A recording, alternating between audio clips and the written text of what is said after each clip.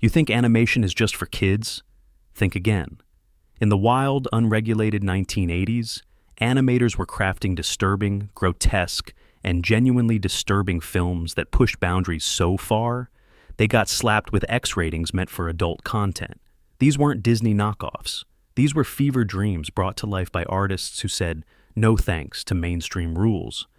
We're talking about films so twisted that theaters refused to show them, parents burned them, and critics didn't know whether to praise or condemn them. Ready to discover the animated nightmares the industry tried to bury? Number 1, Heavy Metal, 1981. Heavy Metal isn't just an animated film, it's a cultural middle finger wrapped in cosmic horror and pulpy sci-fi weirdness. This Canadian anthology masterpiece arrived in 1981 like an asteroid nobody saw coming, and it absolutely devastated audiences with its R-rated anthology structure that somehow managed to get even edgier versions floating around underground. Each segment tackles different genres, but they all share this gritty, unapologetic attitude that Hollywood animators were desperately avoiding at the time. The genius of Heavy Metal lies in its refusal to apologize.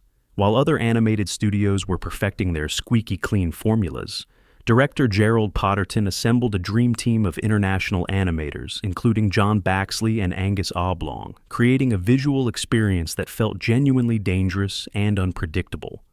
The film opens with the Loch Nar, a malevolent green sphere that corrupts everything it touches, and from there, we're dragged through time and space encountering barbarian warriors, dystopian futures, and deeply unsettling supernatural scenarios. What absolutely shocked audiences was the unapologetic adult content. We're talking about full frontal imagery, graphic violence, and themes so dark that modern viewers still find segments genuinely disturbing. The Captain Stern sequence alone features enough sleaze to make grown men uncomfortable. Critics were divided violently. Some praised it as groundbreaking cinema that proved animation could tackle mature themes. Others dismissed it as juvenile exploitation wrapped in expensive production values. The soundtrack featuring Black Sabbath, Don Felder, and Journey became iconic, almost overshadowing the visuals themselves. But here's the kicker.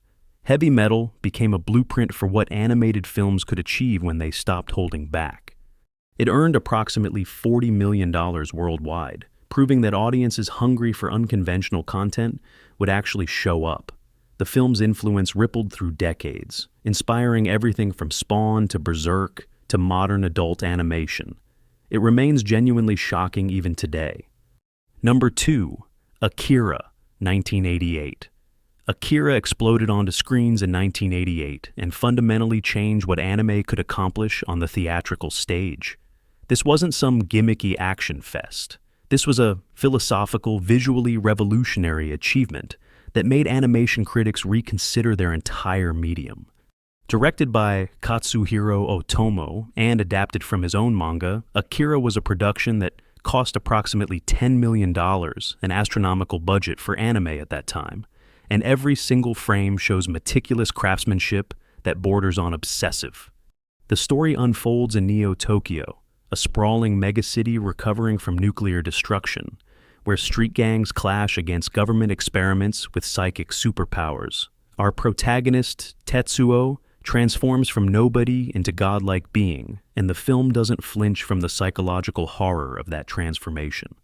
His body mutates grotesquely, his power corrupts absolutely, and by the film's finale, the entire city becomes collateral damage in one boy's catastrophic loss of control.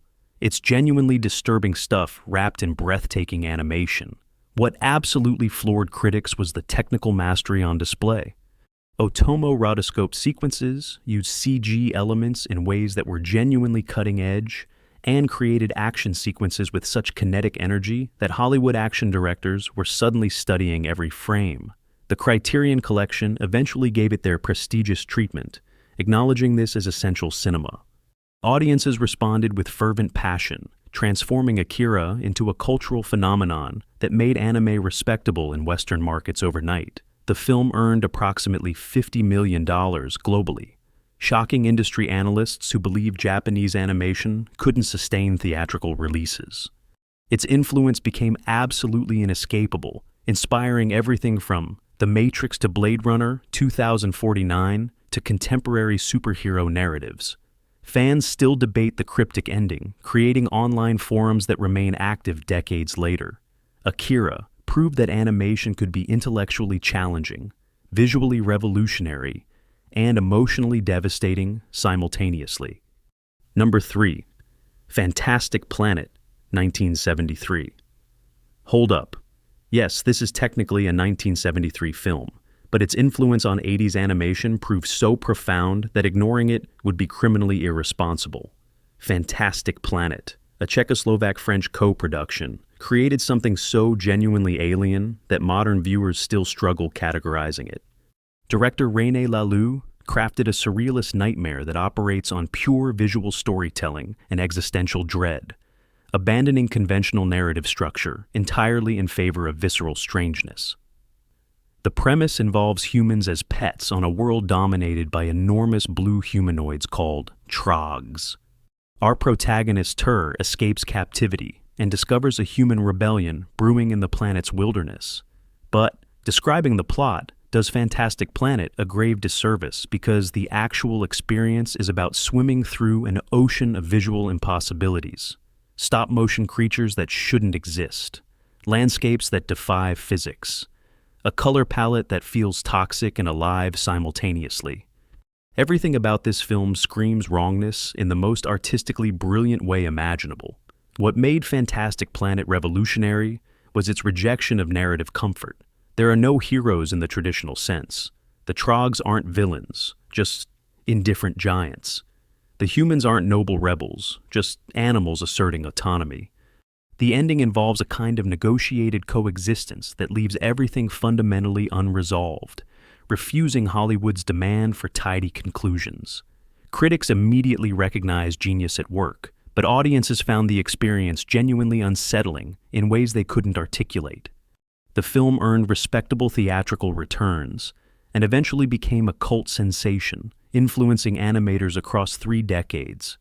Its visual language appeared in everything from Dune to Guillermo del Toro's monster designs. Modern audiences discovering Fantastic Planet often express genuine discomfort, describing it as watching an animated fever dream. That discomfort is precisely the point. Laloux created something that resists comfortable consumption, demanding viewers engage with truly alien perspectives. Number 4. Plague Dogs, 1982. Plague Dogs might be the most devastatingly bleak animated film ever created. A British production so unflinchingly dark that even modern audiences struggle finishing it. Directed by Martin Rosen and adapted from Richard Adams's novel, this film follows 2 dogs escaping from a brutal animal research facility, convinced they're plague carriers despite being innocent. The entire narrative unfolds as an apocalyptic journey where almost nothing positive happens, and the ending refuses conventional mercy. The film opens with absolutely graphic depictions of animal experimentation. We're talking about vivisection imagery, psychological torture, and scientific cruelty rendered in merciless detail. Contemporary reviewers were genuinely horrified, describing the experience as watching animals endure suffering with no redemptive narrative arc to justify it. Yet, Rosen insists on showing this unblinking reality because the film's actual horror stems from institutional indifference to suffering. These aren't scenes designed for shock value. They're documentation of systemic cruelty. What absolutely gutted audiences was the film's refusal to provide emotional catharsis. Snitter and Roef, the 2 protagonist dogs, never find safety or happiness. They encounter various humans, but rarely find kindness. The landscape itself becomes hostile, featuring nuclear weapons testing and environmental devastation. By the film's conclusion, involving government military action and moral ambiguity, viewers feel completely drained. Critics praise the artistic bravery while simultaneously acknowledging the film's almost unwatchable emotional weight. The production employed rotoscoping techniques to capture authentic animal movement, creating unsettlingly realistic animation that prevents emotional distance. You can't dismiss these as cartoons because they move like actual creatures suffering actual harm.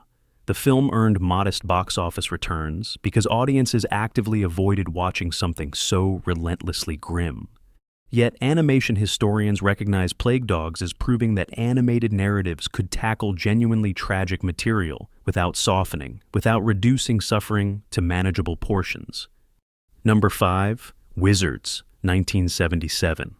Ralph Bakshi's Wizards represents everything controversial about American animation during the late 1970s.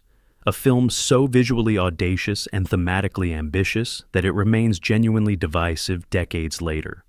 Bakshi combined traditional animation with live-action rotoscoping, photographic backgrounds, and practical effects in ways that created an aesthetic unlike anything contemporary audiences had witnessed. The film follows two wizards, one good and one evil, battling for dominance in a post-apocalyptic Earth recovering from nuclear devastation. The narrative involves Avatar, representing good magic, battling the evil Black Wolf, who uses war propaganda and fascism to control his armies. Here's where Wizards becomes genuinely provocative. Black Wolf's propaganda sequences incorporate actual Nazi imagery and World War II footage, creating jarring juxtapositions between animated characters and historical atrocity. Bakshi's argument involved demonstrating how fascist techniques work regardless of context, but critics found this approach dangerous and exploitative, accusing him of trivializing historical genocide for narrative convenience. Bakshi's rotoscoping technique involved filming live actors and literally tracing over their movements frame by frame. This created an uncanny aesthetic, where movement felt simultaneously human and artificial, robotic yet organic. Some viewers found this technique brilliant and innovative. Others considered it cheap and visually jarring. The film's visual inconsistency became its defining characteristic, mixing gorgeous painted backgrounds with awkwardly traced characters and crude animation sequences. The film earned approximately $16 million worldwide, respectable for 1977, but disappointing relative to production ambitions. Bakshi's willingness to incorporate controversial historical imagery influenced later directors, though most learned to approach such material with greater caution. Wizards remains essential viewing for understanding animation's potential during the New Hollywood era, when filmmakers genuinely believed that artistic experimentation justified commercial risk. The film's legacy involves both appreciation for its ambition and continued debate about whether its provocative choices served legitimate artistic purposes. Number 6. Fritz the Cat, 1972. Fritz the Cat predates the 1980s, technically arriving in 1972, yet its influence on 1980s animation proved absolutely foundational to understanding where animated transgression originated. Directed by Ralph Bakshi and based on Robert Crumb's underground comic, Fritz the Cat became the first animated feature ever to receive an X rating from the MPAA, a distinction it holds exclusively. The film follows an anthropomorphic cat navigating bohemian New York, encountering various sexual situations and counterculture absurdities that utterly scandalize mainstream audiences. The film's visual approach involved combining Bakshi's distinctive animation style with rotoscoping techniques that created unsettlingly realistic movement. Characters moved like actual humans, which intensified uncomfortable moments involving explicit content. The narrative structure mimics jazz improvisation, moving between disconnected scenarios without conventional plot structure. We follow Fritz through various sexual encounters, political conversations, and surreal scenarios that accumulate into a portrait of 1970s bohemian excess and disillusionment. Critics remained absolutely divided. Underground publications celebrated Fritz the Cat as genuinely transgressive art that refused censorship or mainstream accommodation. Mainstream critics considered it juvenile exploitation dressed in artistic pretension. Parents' groups demanded bans. Theaters initially scheduled evening showings, then quietly relegated it to midnight slots. The X rating actually became a marketing tool, guaranteeing curious adults would seek it out specifically because of its notoriety. The film earned approximately $90 million worldwide, astonishing returns that proved adult animation could achieve genuine commercial success. What made Fritz the Cat genuinely important was establishing that animation could tackle genuinely mature content without apology. Bakshi's willingness to fight censorship created precedent that 1980s animators built upon. The film remains visually distinctive and artistically ambiguous. Its explicitly animated content remains shocking even by modern standards. Fritz the Cat proved that animation's greatest potential involved addressing adult audiences with the same seriousness Hollywood reserved for live-action cinema. Number 7. Grave of the Fireflies, 1988. Grave of the Fireflies represents animated storytelling at its most emotionally devastating, a Japanese masterpiece that redefined what animation could achieve regarding pathos and human tragedy. Director Isao Takahata crafted a narrative so crushingly sad that audiences report experiencing genuine emotional trauma from watching it. The film follows two children, Seita and Setsuko, surviving in Japan during World War II's final months, when conventional society completely disintegrates into starvation and chaos. The film begins with Seita's death, establishing from the opening frames that hope will not arrive. We then follow his final days through flashback, watching him and his younger sister attempt survival as their city burns and resources vanish completely. There's no narrative magic, no convenient rescue. Just two children facing impossible circumstances with gradually diminishing options. The animation captures their deterioration with unflinching realism, showing malnutrition, illness, and the psychological weight of survival without hope. What absolutely devastated critics and audiences was the film's refusal to provide emotional release. Many animated films soften tragedy through stylization or magical elements. Takahata rejected every such comfort, creating animation so realistically rendered that viewers forget they're watching drawings. The film employs limited animation, meaning characters move sparingly, but this restriction actually intensifies emotional impact because every movement carries significance. When the children finally succeed in creating a small memorial, the moment feels simultaneously beautiful and utterly hopeless. The film earned modest theatrical returns initially, but gradually became recognized as one of animation's greatest achievements. Survivors of World War II reported the film captured authentic trauma with accuracy that live-action cinema never achieved. Critics universally acknowledged Takahata's genius for translating emotional experience into visual language. Modern viewers discovering Grave of the Fireflies often describe it as the saddest film they've ever experienced, animated or otherwise. It remains unbearably powerful. Number 8. Cool World, 1992. Cool World represents Ralph Bakshi's attempt at recapturing magic after years of diminishing returns. A film so conceptually bizarre that explaining it requires genuine effort. The narrative involves a live-action detective entering an animated dimension called Cool World, where cartoon characters possess dangerous reality-warping abilities. It's essentially Looney Tunes meets film noir meets existential horror, mixing rotoscoped live actors with traditional animation in ways that create consistent visual dissonance. The production involved inserting live-action performers directly into animated environments, a technique Bakshi pioneered but never quite perfected. The results look intentionally wrong, which became either the film's greatest strength or its most frustrating weakness, depending on viewer perspective. Brad Pitt in his early career takes the lead role, moving through cartoon landscapes in ways that emphasize how fundamentally artificial animation remains.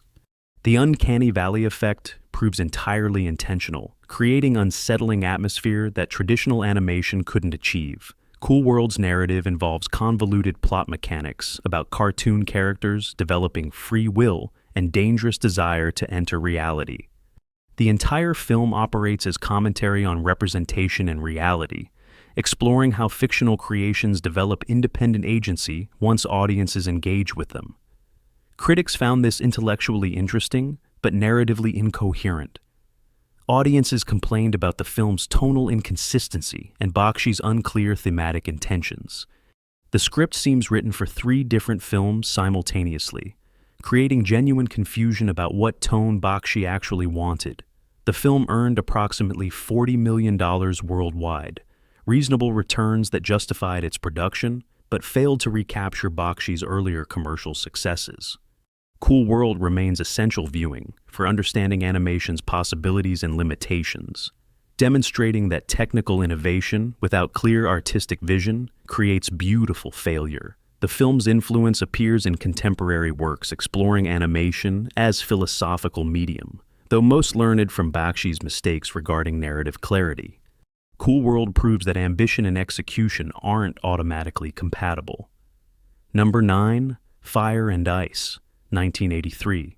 Fire and Ice reunited Ralph Bakshi with fantasy artist Frank Frazetta, combining rotoscoped animation with live-action reference footage to create something genuinely spectacular, despite fundamental narrative problems. The film follows a barbarian warrior protecting a princess from an encroaching ice kingdom in classic sword and sorcery territory. Bakshi and Frazetta's visual collaboration created animation that captured muscle-bound intensity and genuinely threatening landscapes with detail that contemporary studios weren't attempting. The production involved filming live actors performing combat sequences, then painstakingly rotoscoping animated figures over their movements. This technique created action sequences with authentic human physicality that pure animation couldn't achieve. Characters moved with genuinely violent intention, creating impact that felt dangerous rather than cartoonish. Frazetta's legendary fantasy artwork informed the film's color palette, architecture, and creature designs, establishing a visual vocabulary that influenced fantasy filmmaking for decades afterward. What made Fire and Ice genuinely problematic was its narrative simplicity compared to its visual complexity.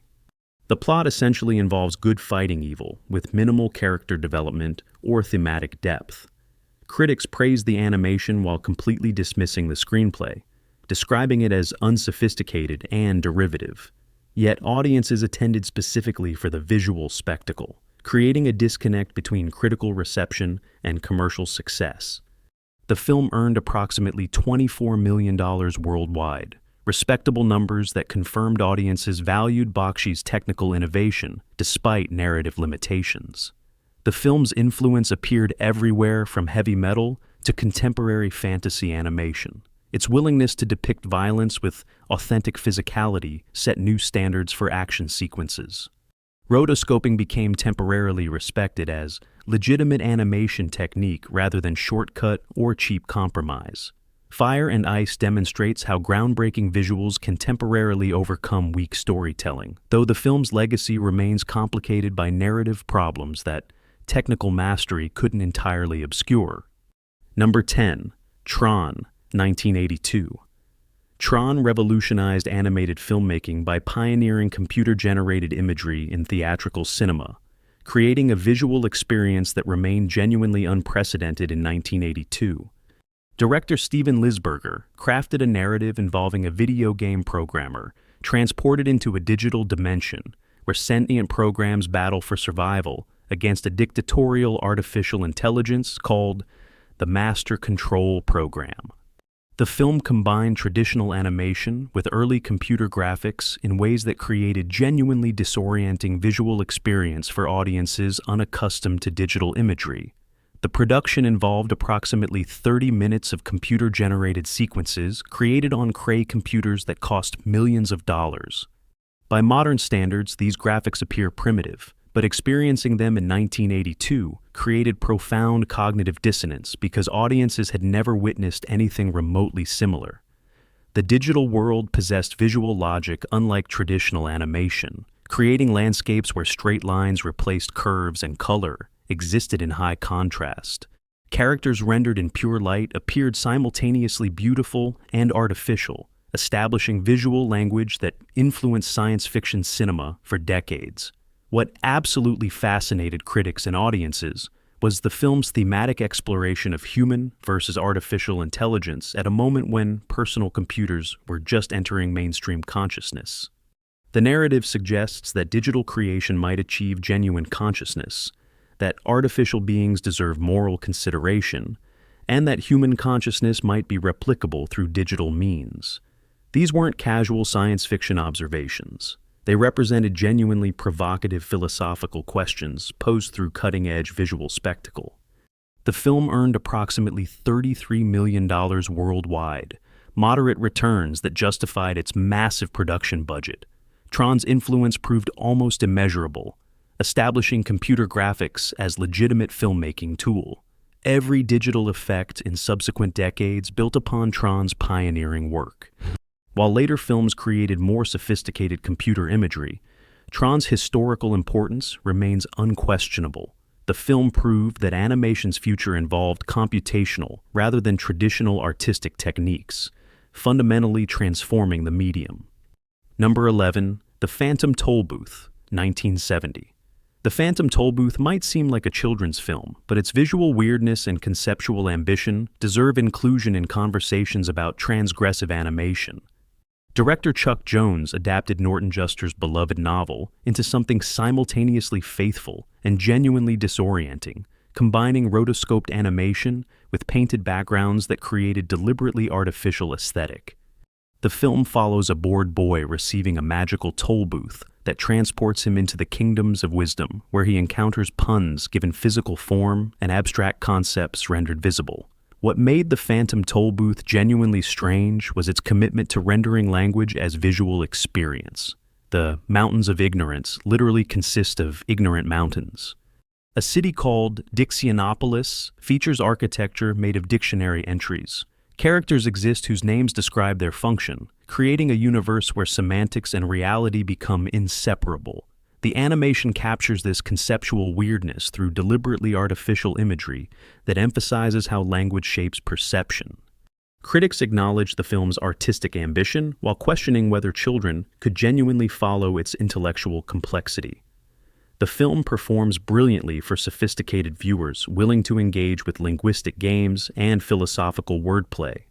Younger audiences often found it confusing, creating generational divide regarding whether The Phantom Tollbooth succeeded as children's entertainment or existed primarily for adults. The film earned modest returns initially, but gradually became recognized as genuinely unique vision from director Chuck Jones. The animation style itself proved deliberately limited, almost primitive by technical standards, but this restriction served thematic purposes by emphasizing how form contains meaning. The film influenced subsequent animators interested in conceptual rather than technical achievement. The Phantom Tollbooth remains visually distinctive and thematically ambitious, proving that animation could explore philosophical content through playful visual language rather than explicit statement. Number 12, Barefoot Gen, 1983. Barefoot Gen represents Japanese animation tackling atomic warfare's devastating human consequences. A film so graphically violent that Western distributors initially resisted releasing it. Director Moriaki Osone adapted Keiji Nakazawa's manga about a boy witnessing Hiroshima's nuclear destruction, following his survival and reconstruction through absolute devastation. The animation refuses to soften the violence, depicting burn victims, radiation sickness, and starvation with unflinching realism that shocked even seasoned viewers. The film opens with nuclear detonation, rendered in genuinely horrifying detail. The flash burns thousands of civilians instantly. Others die slowly from radiation exposure. Cities simply cease existing. Barefoot Gen follows young Naoji experiencing this catastrophe and its aftermath, watching people he loves deteriorate physically and emotionally. The animation captures suffering with documentary-like precision, creating visual language that emphasized how animation could convey authentic trauma without requiring live-action footage. What absolutely devastated audiences was the film's refusal to provide redemptive narrative arc. Yes, Naoji survives, but survival brings no guaranteed happiness or meaning. He simply continues existing in a world fundamentally broken by weapons of mass destruction. The film functions partially as anti-war statement and partially as historical documentation of genuine trauma. Critics praised the artistic courage while acknowledging the film's almost unbearable emotional weight. Some argued the graphic violence served exploitation rather than legitimate artistic purpose. The production faced genuine resistance from distributors uncomfortable with depicting atomic warfare's human devastation so explicitly. American releases remained delayed for years, while distributors debated whether audiences could handle such relentless grimness. Barefoot Gen eventually earned international recognition as essential animation addressing one of 20th century's greatest atrocities. The film influenced subsequent documentarians interested in animation as medium for historical testimony. Number 13, A Scanner. Darkly, 2006.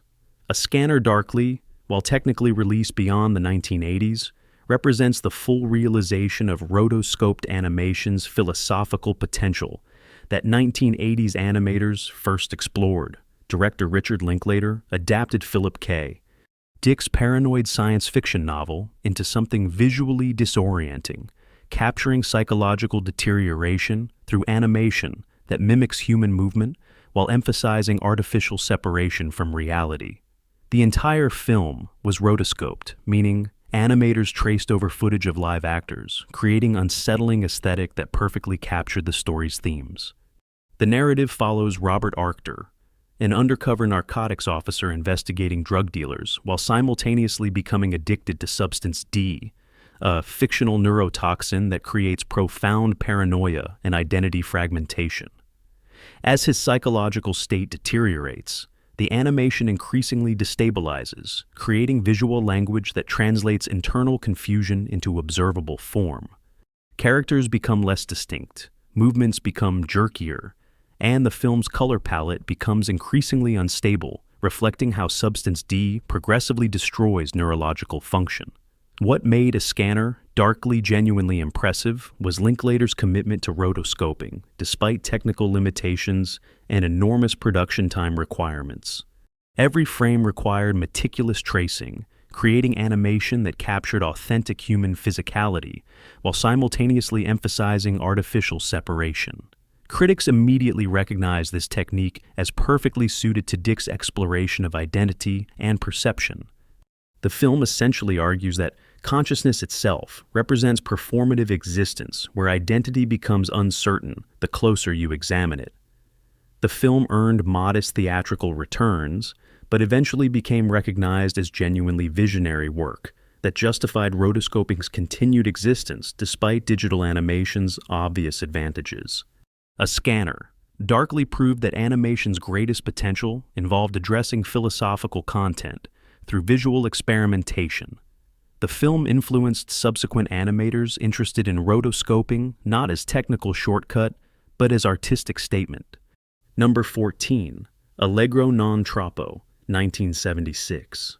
Allegro non troppo represents Italian animation's triumph, a deliberately provocative response to Disney's Fantasia that rejected sentimentality in favor of genuinely unsettling visual storytelling. Director Bruno Bozzetto combined animated sequences with live-action framing device, involving a conductor directing an orchestra while random chaos occurs around him. The film's structure alternates between animated sequences set to classical music and absurdist live-action comedy, creating deliberately disjointed experience that prevents comfortable viewership. What made Allegro non troppo genuinely transgressive was its willingness to explore dark themes through animation while explicitly mocking Disney's sentimentality.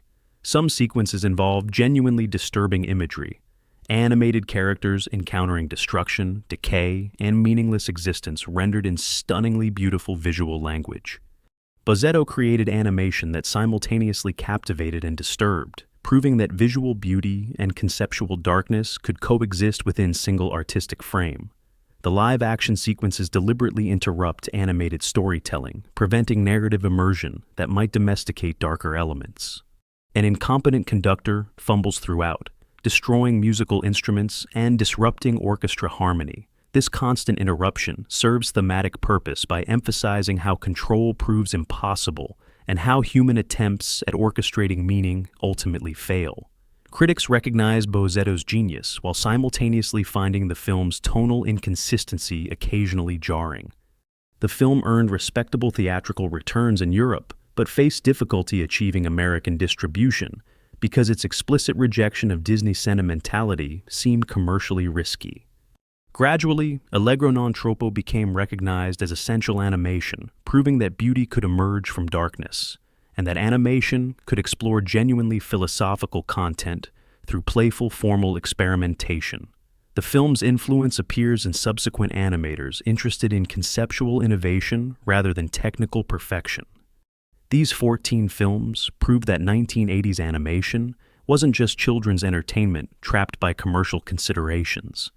These filmmakers fought censorship, rejected mainstream conventions, and created work that remains genuinely unsettling decades later. They pushed animation toward philosophical complexity and visual innovation that mainstream studios actively resisted. Now, here's the real question haunting cinema history. Were these films genuinely transgressive art, or exploitation dressed in artistic pretension? Did graphic violence and explicit content serve legitimate thematic purposes, or did filmmakers simply indulge provocative impulses because animation provided legal loopholes that live-action cinema couldn't access? Comment below with your honest assessment, and don't hold back, because this conversation absolutely demands intellectual rigor rather than defensive nostalgia.